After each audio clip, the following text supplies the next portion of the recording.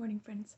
I'm going to be reading to you Hinds, Feet in High Places by Hannah Hurnard, one of my favorite books. Chapter 1, Invitation to the High Places. This is the story of how Much Afraid escaped from her fearing relatives and went with the shepherd to the high places where perfect love casteth out fear. For several years Much Afraid had been in the service of the chief shepherd, whose great flocks were pastured down in the valley of humiliation. She lived with her friends and fellow workers, Mercy and Peace, in a tranquil little white cottage in the village of Much Trembling. She loved her work and desired intensely to please the chief shepherd. But happy as she was in most ways, she was conscious of several things which hindered her in her work and caused her much secret distress and shame. In the first place, she was a cripple, with feet so crooked that they often caused her to limp and stumble as she went about her work. She had also the very unsightly blemish of a crooked mouth, which greatly disfigured both expression and speech, and was sadly conscious that these ugly blemishes must be a cause of astonishment and offense to many who knew that she was in the service of the great shepherd. Most earnestly she longed to be completely delivered from these shortcomings, and to be made beautiful, gracious, and strong, as were so many of the shepherd's other workers, and above all to be made like the chief shepherd himself. But she feared that there could be no deliverance from these two crippling disfigurements, and that they must continue to mar her service always. There was, however, another and even greater trouble in her life. She was a member of the family of Fearings, and her relatives were scattered all over the valley, so that she could never really escape from them. An orphan, she had been brought up in the home of her aunt, poor Mrs. Dismal Forebodings, with her two cousins Gloomy and Spiteful, and her brother Craven Fear, a great bully who habitually tormented and persecuted her in a really dreadful way. Like most of the other families who lived in the Valley of Humiliation, all the Fearings hated the chief shepherd and tried to boycott his servants, and naturally it was a great offense to them that one of their own family should have entered his service. Consequently, they did all they could, both by threats and persuasions, to get her out of his employment, and one dreadful day they laid before her the family dictum that she must immediately marry her cousin, Craven Fear, and settle down respectably amongst her own people. If she refused to do this of her own free will, they threatened to use force and compel her. Poor Much Afraid was, of course, overwhelmed with horror at the mere idea, but her relatives always terrified her, and she had never learnt to resist or ignore their threats. So she simply sat cowering before them, repeating again and again that nothing would induce her to marry Craven Fear, but quite unable to escape from their presence. The unhappy interview, therefore, lasted a long time, and when they finally did leave her for a little, it was already early evening. With a surge of relief, Much Afraid remembered that the chief shepherd would then be leading his flocks to their accustomed watering place beside a lovely cascade and pool on the outskirts of the village. To this place she was in the habit of going very early every morning to meet him and learn his wishes and commands for the day, and again in the evenings to give her report on the day's work. It was now time to meet him there beside the pool, and she felt sure he would help her and not permit her relatives to kidnap her and force her to leave his service for the dreadful slavery of marriage with Craven Fear.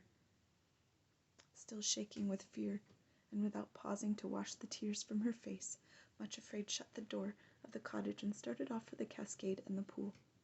The quiet evening light was filling the Valley of Humiliation with a golden glow as she left the village and started to cross the fields beyond the river. The mountains, which bounded the eastern side of the valley like towering ramparts, were already tinged with pink, and their deep gorges were filled with lovely and mysterious shadows. Through the quiet and peace of this tranquil evening, poor, terrified Much Afraid came to the pool where the shepherd was waiting for her, and told him of her dreadful plight. "What shall I do?" she cried as she ended the recital. "How can I escape? They can't really force me to marry my cousin Craven, can they? Oh, cried she, overwhelmed again at the very thought of such a prospect. It is dreadful enough to be much afraid, but to think of having to be Mrs. Craven Fear for the rest of my life, and never able to escape from the torment of it, is more than I can bear." "Don't be afraid," said the shepherd gently. "You are in my service, and if you will trust me, they will not be able to force you against your will into any family alliance. But you ought never to have let your fearing relatives into your cottage, because they are enemies of the king who has taken you into his employment."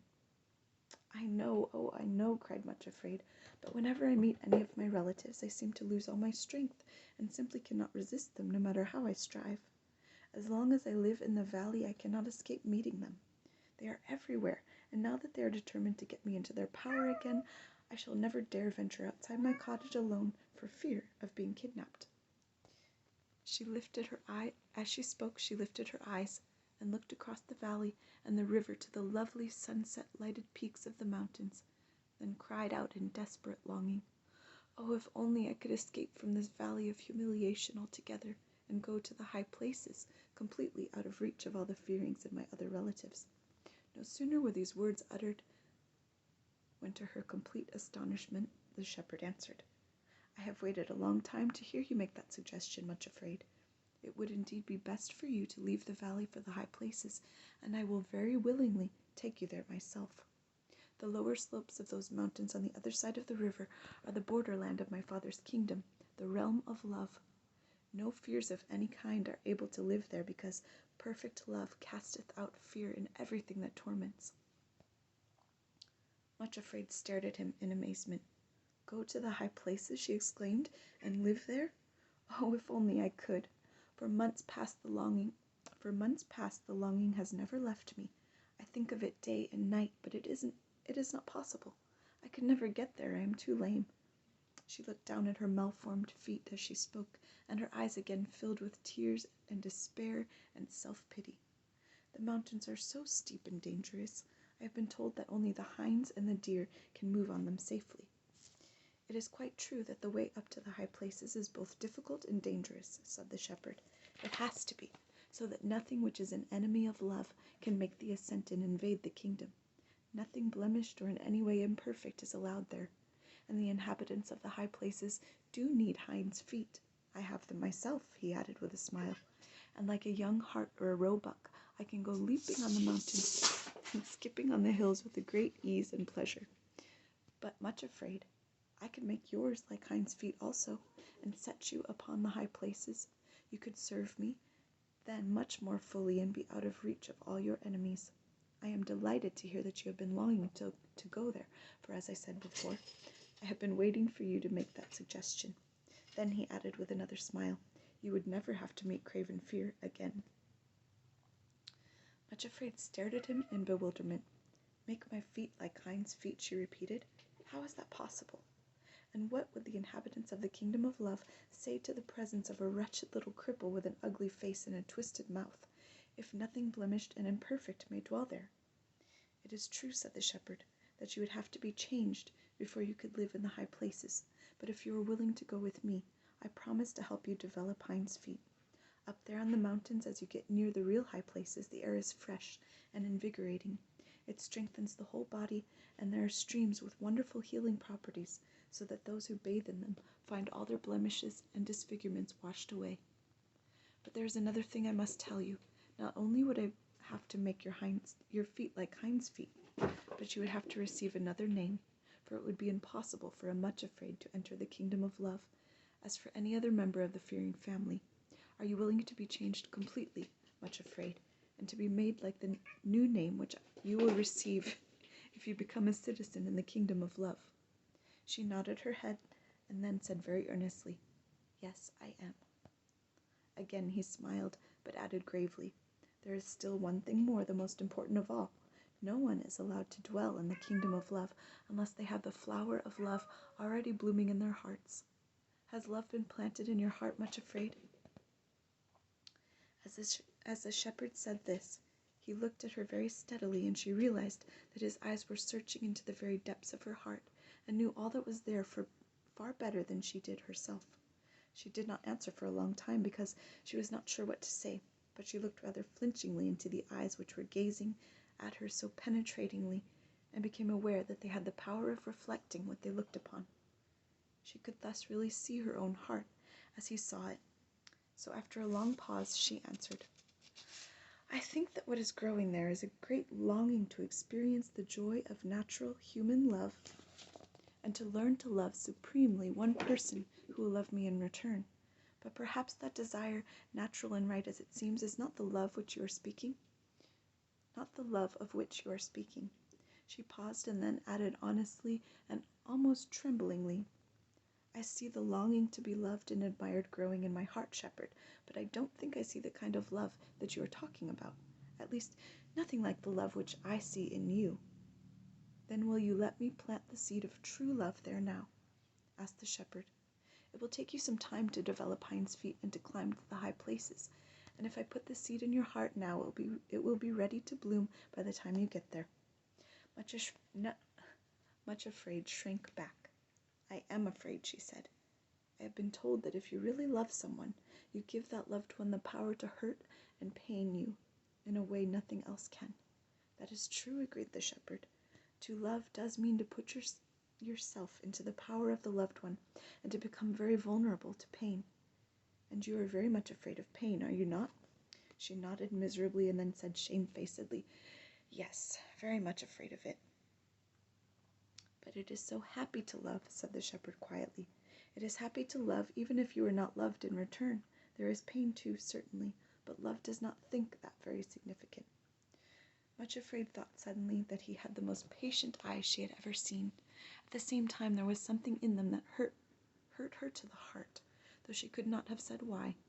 But she still shrank back in fear and said, bringing the words out very quickly because somehow she was ashamed to say them, I would never dare to love unless I am sure of being loved in return.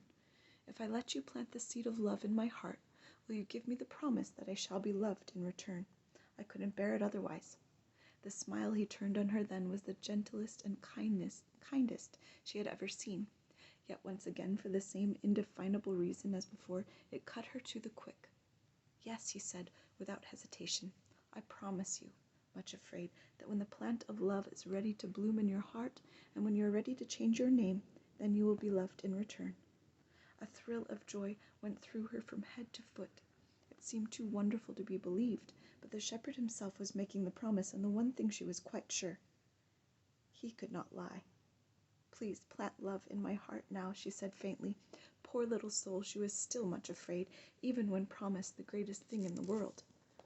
The shepherd put his hand in his bosom, drew something forth, and laid it in the palm of his hand. Then he held his hand out towards Much Afraid. Here is the seed of love, he said. She bent forward to look, then gave a startled little cry and drew back. There was indeed a seed lying in the palm of his hand, but it was shaped exactly like a long, sharply pointed thorn. Much Afraid had often noticed that the shepherd's hands were scarred and wounded, but now she saw that the scar in the palm of the hand held out to her was the exact shape and size of the seed of love lying beside it. The seed looks very sharp, she said shrinkingly. Won't it hurt if you put it into my heart? He answered gently. It is so sharp that it slips in very quickly. But Much Afraid, I've already warned you that love and pain go together, for a time at least. If you would know love, you must know pain too. Much Afraid looked at the thorn and shrank from it. Then she looked at the shepherd's face and repeated his words to herself. When the seed of love in your heart is ready to bloom, you will be loved in return. And in a strange new courage entered into her. She suddenly stepped forward, bared her heart, and said, Please plant the seed here in my heart. Her face lit up with a glad smile, and he said, with a note of joy in his voice, Now you will be able to go with me to the high places and be a citizen in the kingdom of my Father. Then he pressed the thorn into her heart. It was true, just as he had said. It did cause a piercing pain, but it slipped in quickly, and then suddenly a sweetness she had never felt or imagined before tingled through her. It was bittersweet, but the sweetness was the stronger. She thought of the shepherd's words, It is so happy to love, and her pale, shallow cheeks suddenly glowed pink and her eyes shone. For a moment, Much Afraid did not look afraid at all. The twisted mouth had relaxed into a happy curve, and the shining eyes and pink cheeks made her almost beautiful. Thank you, she cried, and knelt at the shepherd's feet. How good you are! How patient you are! There is no one in the whole world as good and kind as you. I will go with you to the mountains. I will trust you to make my feet like hinds' feet, and to set even me upon the high places. I am more glad even than you, said the shepherd. And now, you really act as though you were going to change your name already. But there is one thing more I must tell you. I shall take you to the foot of the mountains myself, so that there will be no danger from your enemies. After that, 2 special companions I have chosen. My feet fell asleep. After that, 2 special companions I have chosen will guide and help you on all the steep and difficult places while your feet are still lame, and while you can only limp and go slowly. You will not see me all the time, much afraid. For as I told you, I shall be leaping on the mountains and skipping on the hills, and you will not at first be able to accompany me or keep up with me. That will come later. However, you must remember that as soon as you reach the slopes of the mountains, there is a wonderful system of communication from end to end of the kingdom of love, and I shall be able to hear you whenever you speak to me. Whenever you call for help, I promise to come to you at once. At the foot of the mountains, my 2 servants, whom I have chosen to be your guides, will be waiting for you. Remember, I have chosen them myself with great care, as the 2 who are most able to help you and assist you in developing hinds feet. You will accept them with joy and allow them to be your helpers, will you not? Oh, yes, she answered at once, smiling at him happily. Of course, I am quite certain that you know best, and that whatever you choose is right. Then she added joyfully, I feel as though I shall never be afraid again. He looked very kindly at the little shepherdess who had just received the seed of love into her heart and was preparing to go with him to the high places, but also with full understanding. He knew her through and through, in all the intricate labyrinth of her lonely heart, better, far better than she knew herself. No one understood better than he that growing into the likeness of a new name is a long process. But he did not say this. He looked with a certain tender pity and compassion at the glowing cheeks and the shining eyes which had so suddenly transformed the appearance of plain little Much Afraid. Then he said, Now you may go home and make your preparations for leaving. You are not to take anything with you, only leave everything in order. Do not tell anyone about it, for a journey to the high places needs to be a secret matter. I cannot now give you the exact time when we are to start for the mountains, but it will be soon. You must be ready to follow. And you must be ready to follow me whenever I come to the cottage and call. I will give you a secret sign. I shall sing one of the shepherd's songs as I pass the cottage, and it will contain a special message for you. When you hear it, come at once and follow me to the trysting place. Then, as the sun had already gone down in a blaze of red and gold, and the eastern mountains were now veiled in a misty mauve and gray, and the shadows were lengthening, he turned and led his flock away towards the sheepfolds. Much Afraid turned her face homewards, her heart full of happiness and excitement, and still feeling as though she would never be frightened again. As she started back across the field, she sang to herself one of the songs from an old book of songs which the shepherd often used. Never before had it seemed to her so sweet, so applicable. The Song of Songs, the loveliest song, the song of love, the king. No joy on earth compares with his, but seems a broken thing. His name as ointment is poured forth, and all his lovers sing. Draw me, I will run after thee. Thou art my heart's one choice. O bring me to thy royal house, to dwell there and rejoice. There in thy presence, O my king, to feast and hear thy voice. Look not upon me with contempt, though soiled and marred I be. The king found me an outcast thing, and set his love on me.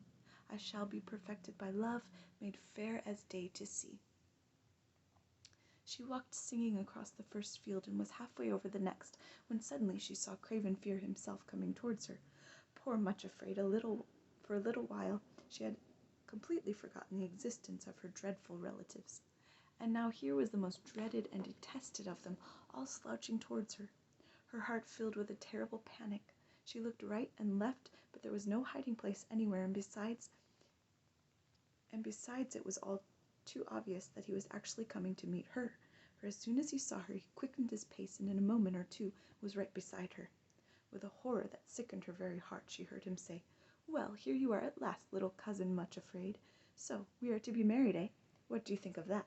And he pinched her, presumably in a playful manner, but viciously, enough to make her gasp and bite her lips to keep back a cry of pain.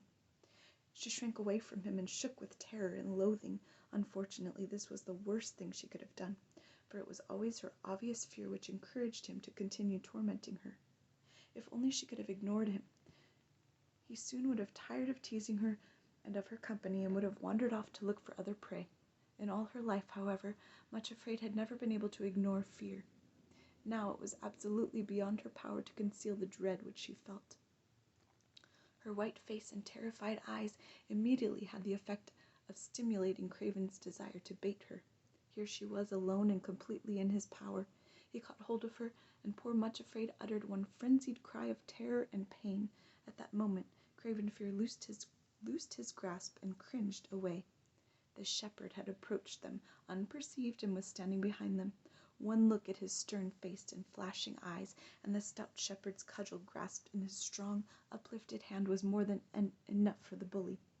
Craven Fear slunk away like a whipped cur, actually running from the village instead of towards it, not knowing where he was going, urged by one instinct alone, to find a place of safety. Much Afraid burst into tears. Of course she ought to have known that Craven was a coward, and that if only she had lifted her voice and called for the shepherd, he would have fled at once. Now her dress was torn and disordered, and her arms bruised by the bully's grip, yet that was the least part of her distress.